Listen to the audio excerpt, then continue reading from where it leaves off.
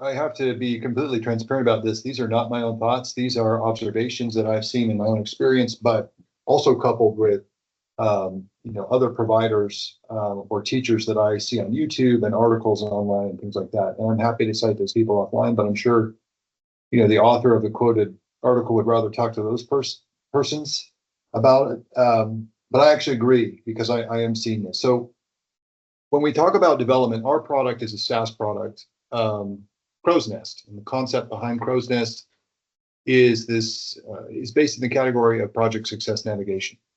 Long story short, for decades now, despite the fact that people seem to understand how to do excellent or capable project management, the numbers globally, as published by PMI and McKinsey and others, still show that projects as high as 70% of projects globally fail to achieve their objectives. Some IT programs are so complex that 10% of IT companies go out of business because projects fail so abysmally. And so being a project manager, a lifetime project manager myself, we founded Corbeau around this concept of achieving project success rather than just project management, because it can be great if you're a great manager, but you're not applying those extremely capable skills towards predictable outcomes necessarily. So this focus on project success has been a big deal for Corbeau. And from that, from myself and some other seasoned colleagues came this idea of Crow's Nest, which has since become a SaaS solution, mobile-first application that, to use an analogy, is just like using something like a Google Maps or a Waze when you take a road trip, but instead you're doing it for your multi-million-dollar complex project. You have a way to map using AI, alternate routes. You have awareness of objectives. To use an analogy, it tells you when you might want to take the frontage road, those kind of things. And it all comes from a project success mentality of awareness of all integration points and timely decision making and things like that.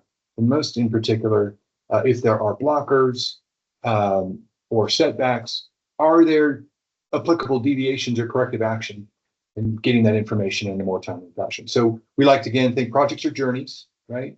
And so that analogy of a road trip tends to work pretty well with what we do in being aware of what's going on out there on the road and adjusting, but still staying on track. I share that to say, now that we know what the product is about, the impacts of this generative AI on the SaaS marketplace. I would say, our offshore team has really ramped down in size. We've become lean, both from a standpoint of necessity, but also because of capability. We're struggling kind of in that J curve of transformation. We're probably like most other larger providers, struggling with, do I really still need ceremonies? What am I doing in regards to change control and testing results? We're still experimenting. We're younger in this than some larger firms are. But when we devise a design, right, I don't just go through the product requirements definition, and then I look at design by security, and all of that stack still happens. But I don't have to necessarily give it to 5, 6, 7 different developers and say go. Instead, I can have one that understands it as a translator to me, the product architect, then Scrum Masters or what have you, the terminology might change, where they just have the agents do their development, run test cycles, functional test cycles, integration. And so instead of it being all about ceremonies and old traditional development processes around humans, those are starting to kind of get in the way. Like, why do I have to wait until Wednesday, 8 a.m. for a stand-up to do a product review or a backlog review? Like, we can become asynchronous. We have scales of economy. We can just let tests run overnight. And we're trying to wrap our heads around. Then once, AI's churned out product, and product, by the way, doesn't have to necessarily be a SaaS code, right? It could be for training documents. Let's say for Project Success Academy, it doesn't matter what the product is. The ability to launch and build is great, but now the burden's on humans to catch up. Like, am I really going to read all that code? Am I really going to read that entire 40-page operational SOP run book, whatever we had it produced overnight? And then to what degree? Well, the first thing we do is grab AI and say, read this. And you can see where the human involvement is sort of shrinking logically, but production is slower because of behaviors. We don't know where and how. What's our new SOP as human beings? When do we meet? Do we meet? How much of it's allowed to be automated when I'm QAing or testing things versus what do I still need to be truly involved in? And then you're shipping things that you haven't really read every line of code. You haven't read every line of the document, which is risky, right? There are a lot of case studies out there. An easy one, I won't even worry about code. There's case studies where I think it was in Australia, one of the big four, I don't want to cite it incorrectly, one of the big four released, tax-related government financial documents to a municipality that was generated entirely by AI, and they missed key things, and AI hallucinated and had bad financials and the whole thing. So we're still aware that AI is not going to be perfect. How and where do we inject ourselves as humans? So you can kind of see that slowdown of, okay, I as a human have a football. After you rapidly produce this overnight, for example, how much of this needs to still be me? And they're waiting on me, right? Because I told them I can do this 2 times faster. So I know that was a lot, but that's really, I'm trying to show where the bottlenecks are, the friction points are. And as exciting as this is, we're just going through that, figuring out how much of it isn't just about where is the human involved. It's the whole SOP. It's the day in the life is changing for all of us. I don't know if that answered your question, but we're almost reorganizing our SOPs. In fact, it's better to be smaller because then I'm dealing with teams of 3 and 4 instead of several hundred cadres of developers. I can adjust a little more readily when it's just you guys and a small team.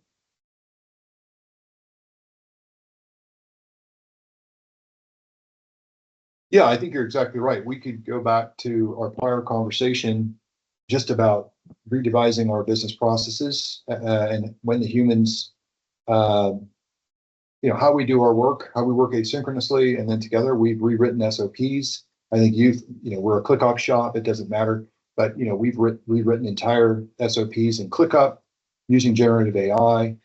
I would say that's measurable. So we spend less time doing paperwork. Maybe it's that simple. It sounds like such a simple thing, but it's such a big thing. So all of the hours I would spend reviewing the quality of educational material, right? Or PowerPoints before they go to a consulting client. We don't want to give them stuff that's not useful. Instead now, though, we're repurposing that time. I'll give you an example. Let's say I'm doing an in-depth Microsoft project schedule analysis. Now, I'll export it.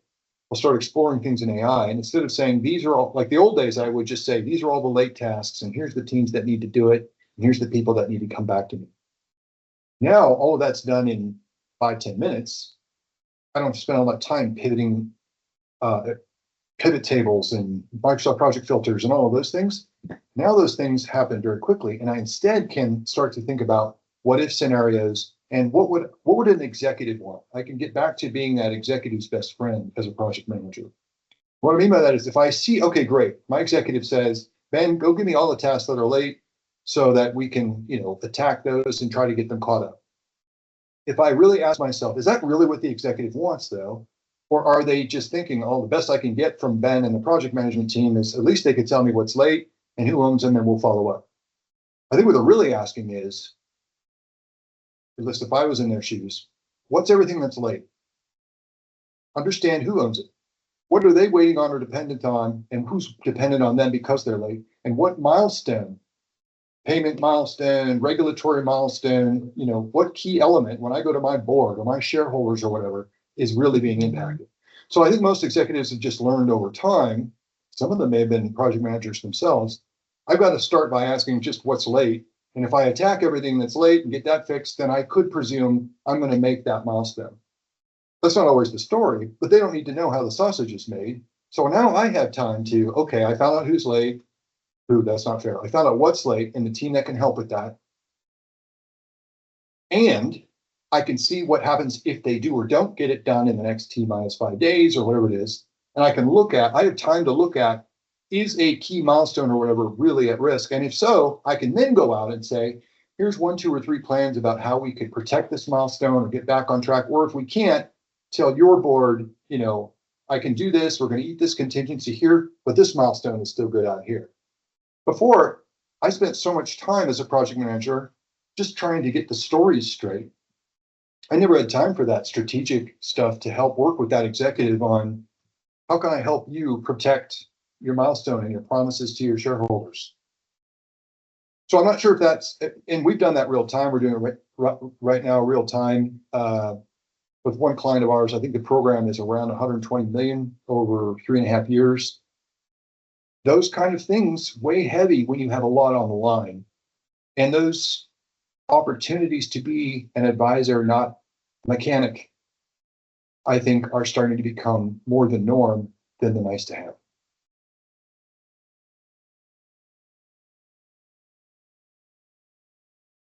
Yeah, where's Brittany Savage when I need her, right?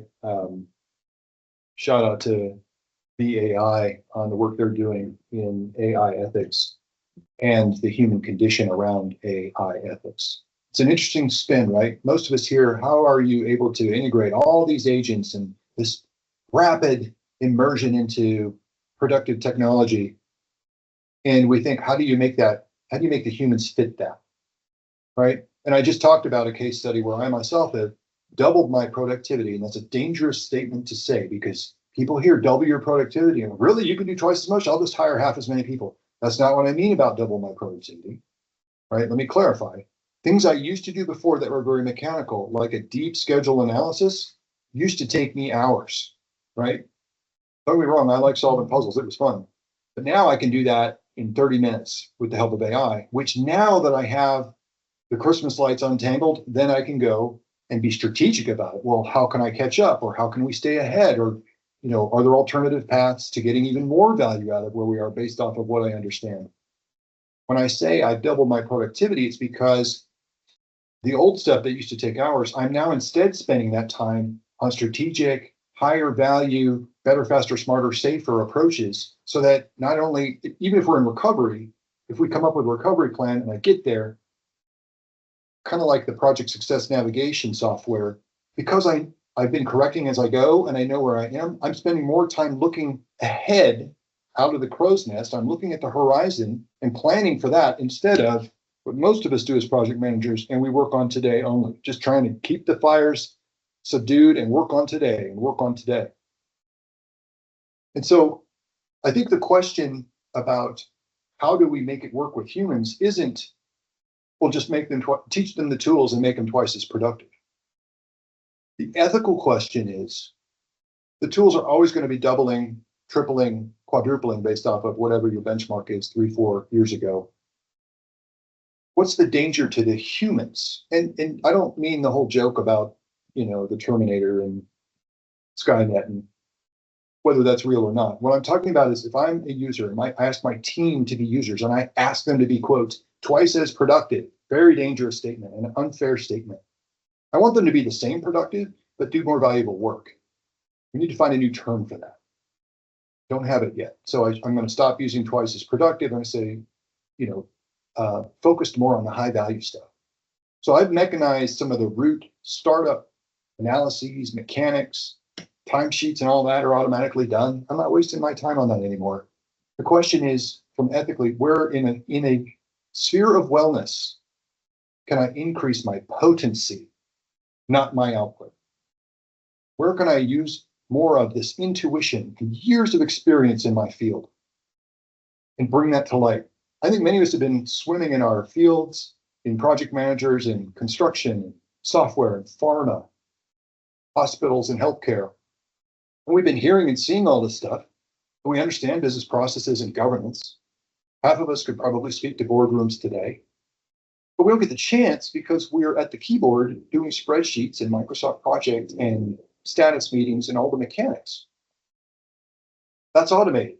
The ethical question is, how do we train AI to protect us from going beyond that sphere of wellness? And I'm guilty of this. I like to play with my tools and try the new toys and apply new codes and do what if scenarios. I was up till 2 a.m, 2 or 3 nights in a row, having fun. Don't get me wrong. I was in my flow. That's not healthy, right? Even Nintendo tells me, you've been playing for 4 hours. Do you want to go outside? You know what I mean? And I'm not saying prescriptively that the answer is have AI check my literally send me a prompt and say, you need to go for a walk. What I'm saying is, are we engineering it around so it can sense things like my stress levels? It can see my calendar. It knows I'm about to meet with executives, or I've got to take the kids to soccer, right? Is the future of AI to truly be a wellness and an ethics partner? And instead of driving us to double our productivity, instead hone our potency within that sphere of balance and wellness. I don't think that the future, at least in the near term, is going to be kick your feet up, hit a button, and you've done a 10-minute workday. And not because we couldn't, technology-wise, but because I think the human spirit demands more of us. And while that might be a neat novelty for a short while, talk to any retiree, he or she's probably ready to get back into something. And because AI is going to make so many more somethings possible, we need to be careful about how far it lets us stretch ourselves.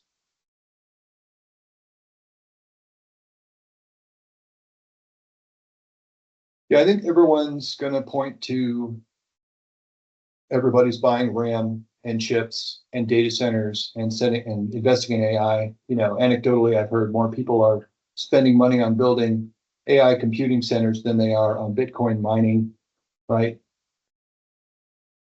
And you could look at the race from an economic standpoint for the next 3 to 5 years. Everything's going to be automated. You could see Amazon shipping floors with robot arms, and who knows, even humanoid walking robots and all of that. But as far as where is business going to be, I instead see it more as, what if each of us had an AI coworker, right? And I know that Anthropic, for example, has cowork, not commandeering a term, so that the things that used to be so laborious are now taken care of, and I'm more self-actualized. And it's going to be an economy of self-actualization. To date, we've been in an economy of, I guess you'd say, I'm going to say luxury within reason, right? We spend a lot of time to work really hard to provide cleanliness and travel and experiences and tech, but really much of it is around the human experience being more, let's be honest, more safe, more pleasurable. And I'm not saying that would go away necessarily, but I think once an AI technology is commoditized to humans, the same way back when the internet was coming out and AOL finally came out, so that the internet made sense to my grandma, right? Some vehicle is going to make AI commoditized like a wristwatch. I don't literally mean that form factor, but something so simple and so available, like cell phones all around the world. Everyone's just going to have an AI or an AI buddy of some kind. And it's going to increase the potential for a better quality of life, awareness about our wellness, awareness about our safety, learning, social interactions, translation, cultural boundaries being, exposure to new cultures and new people and all of that. So I think the economy is going to be around, believe it or not, well, there's big capital, big money in those technologies. The big tech's going to own that. I don't know that I necessarily see that changing, right? The same way we have Google and our top 3 internet providers today, like AWS, Azure, and the other ones. There's going to be market leaders in that commoditized AI experience, the same way we have major cell phone carriers. But where we can play in the economy is that self-actualization opportunity, right? We've all been given a magical wand of sorts. It's how do you facilitate people using that for that next human experience? So that was vague. I understand that. But I think the old pivot of let's just sell better detergent and let's sell better looking clothes and let's sell sharper, electronic gadgets and faster cars, that's going to start to give way when people can have everything for less money to, and this is exciting, the gateway of a kind of self-actualization or experiential opportunity where, wow, all of my paperwork was done. My taxes, because my little AI bot's part of my life, he watches my spending and he knows what I do at work. I literally clicked a button on February 1st and my taxes were done, right? Because it's been tracking everything for me. It knows tax law. It went to a registered IRS site and downloaded the official code, turned it, sent it to my tax accountant who had his AI sign off on it, right? That's life's going to be that way. The mechanic stuff's going to go away. And then humans are left like a retiree with the question, well, what do I do now? And the market is the what do I do now?